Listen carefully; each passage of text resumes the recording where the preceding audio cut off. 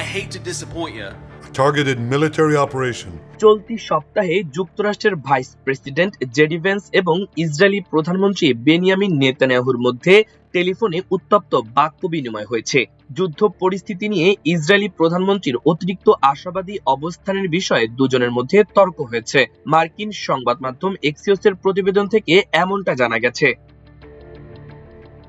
সংবাদ মাধ্যমটির প্রতিবেদনে বলা হয়, ইরানে সরকার পরিবর্তনের সম্ভাবনা নিয়ে নেতানিয়াহুর আত্মবিশ্বাসের ব্যাপারে তাকে প্রশ্ন করেছিলেন ভ্যান্স। এক মার্কিন কর্মকর্তা এক্সিওসকে বলেন, যুদ্ধের আগে নেতানিয়াহু প্রেসিডেন্টকে বোঝানোর চেষ্টা করেছিলেন এই কাজটি সরকার পরিবর্তনে খুবই সহজ হবে।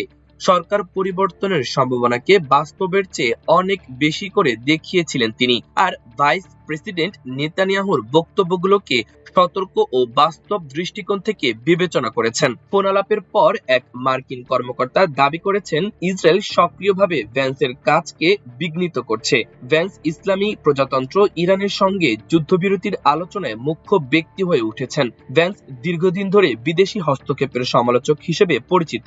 দুই মার্কিন দূত স্টিভ উইটকফ এবং জ্যারেড কুশনারের পাশাপাশি তিনি যুদ্ধবিরতির আলোচনায় অংশ নিচ্ছেন। এই মার্কিন কর্মকর্তা আরও অভিযোগ করেন, ইসরায়েল এমন সব প্রতিবেদন তৈরি করেছিল যা পড়ে মনে হয়েছিল যে ইরান ভ্যান্সের সঙ্গে আলোচনায় বেশি আগ্রহী, কারণ তাদের ধারণা তিনি যুদ্ধ শেষ করার চুক্তির পক্ষপাতী হবেন।